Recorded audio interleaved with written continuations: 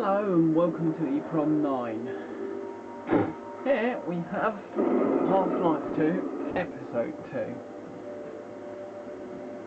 The next one in the series from the Half-Life series, which I anticipated for a very long time, and it didn't disappoint.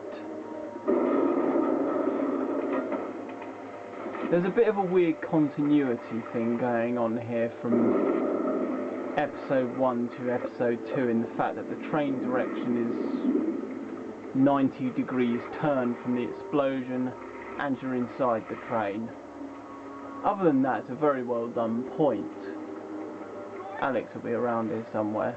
Oh yeah, I have the Gordon, Pink, you okay? subtitles on. Hold on a sec. Because the Xbox has a problem when you turn away from the characters, you can't hear them. That's something I've only noticed happen on the Xbox, not on the computer. Stand back. Now this is brilliant. When I say it does not disappoint, in that it takes all the good things from Episode 1, like you allying with Alex and the sniper point where she takes sniper, because one thing I didn't mention in the Episode 1 review was the surface combat is actually really quite fun, and the hospital, although there's a lot wrong with it, is actually the most fun part of the game, and sadly they didn't carry on that form of combat into Episode 2, which would have really spiced things up at points. Well, we should keep moving. I'm sure the Combine haven't forgotten about us. I heard Vortigaunts a few minutes ago. So you start here. We've got a long way to go. In the train yard, that's blocked off. There's a few crows to try and kill with a gravity gun. Oh yes! Wasn't quite expecting to hit that. And, well, I'm not sure where the corpse went. I found a rock. Oh, there's where the corpse went. And, of course, it reintroduces you with this rather lovely view of City 17 in ruins and the Citadel kind of in ruins too. Whee! And then you get this lovely cinematic of the bridge collapsing and a train falling into it. There's only 2 of these portal storms in the whole game.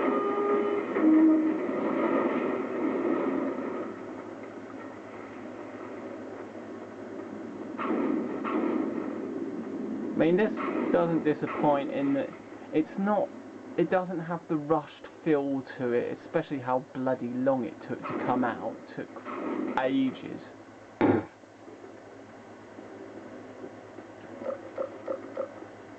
It took ages, like Portal did. Now, it has a few points which drag on a little bit too long, like when you're running through the mines, but it's all very well done and thought out. It's not all bodged together, this one. So the level design is very good, more to what you'd expect from a Half-Life 2 game. Even though there's nothing really new from Half-Life 2 or Episode 1, apart from the hunters, which you see briefly in a video from Mossman.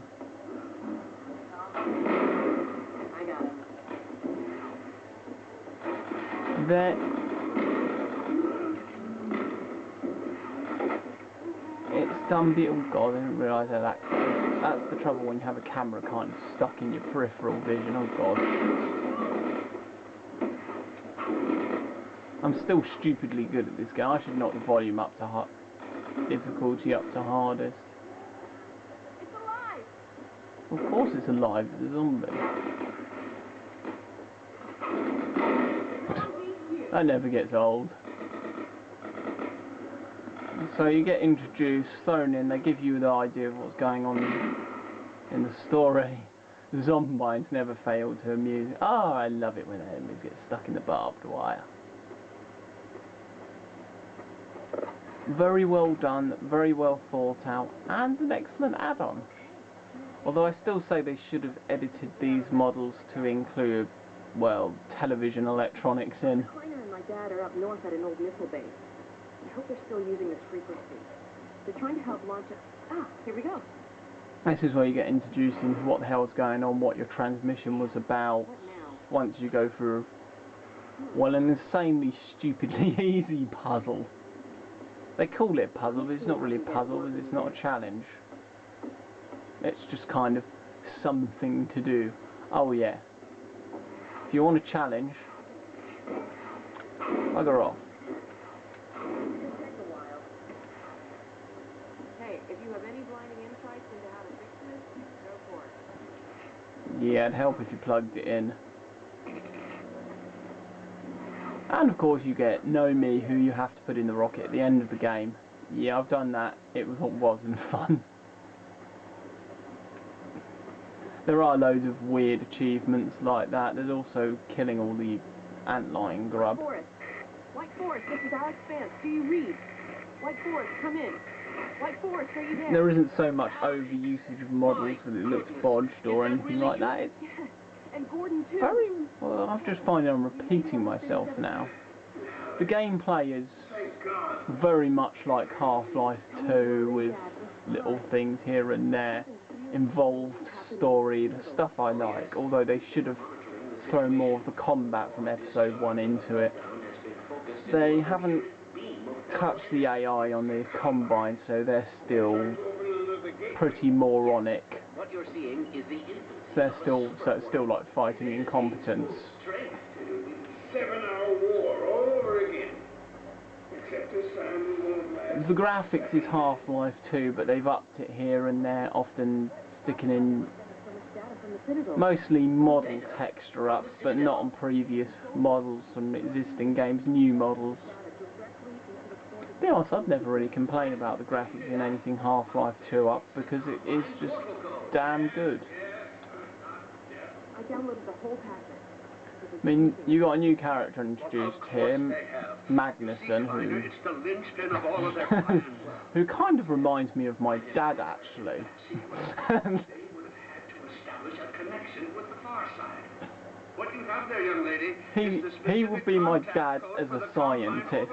If I am right about this, and I have no reason to doubt myself, you are carrying the very code Dr. Mossman had hoped to recover. Now, how soon can you get here? Okay, I'm getting bored of just walking around this bit. I could pause it and not force you to go for it, but I'm going to continue. Let's break a few things. Whee! Smash. Smash. Smash. Yeah, I like the fact that on Half-Life there's loads of physics objects to throw around, pick up.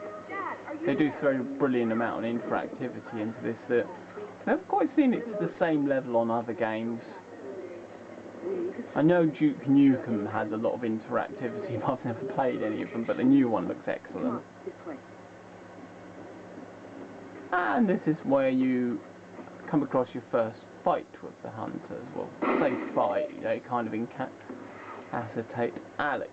Can't kill the poison head grab, there he goes, and we're sorted. We're going to run out of times here. So yeah, Half-Life 2 is an excellent thing. It goes a bit laggy sometimes on consoles. Mind you saying that, if you don't have an up-to-spec PC, it'll do the same. You're not going to see much further. Nice.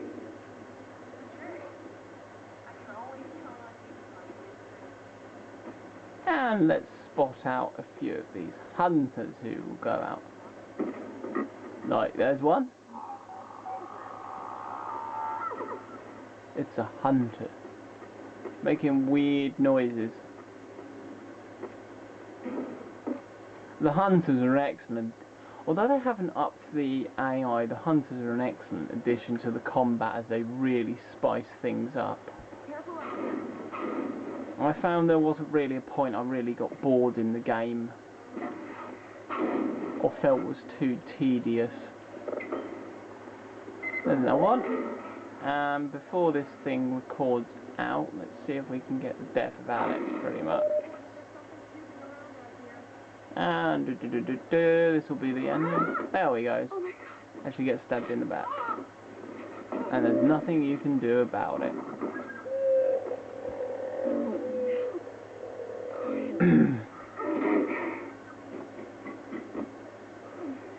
It's magnificent.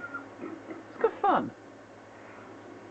It was more what I expect. This is episode 2 is more one. Well, not necessarily adding a huge amount of new stuff, which can be criticised and has been, which is fair enough. I would say they did a good, excellent job on episode 2, and I would highly recommend it. As I said, I am a huge Half-Life fan. And when it's done right, you get things like this.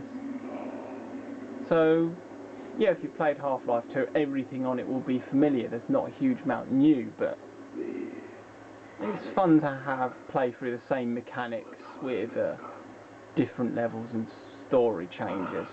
Thanks for watching.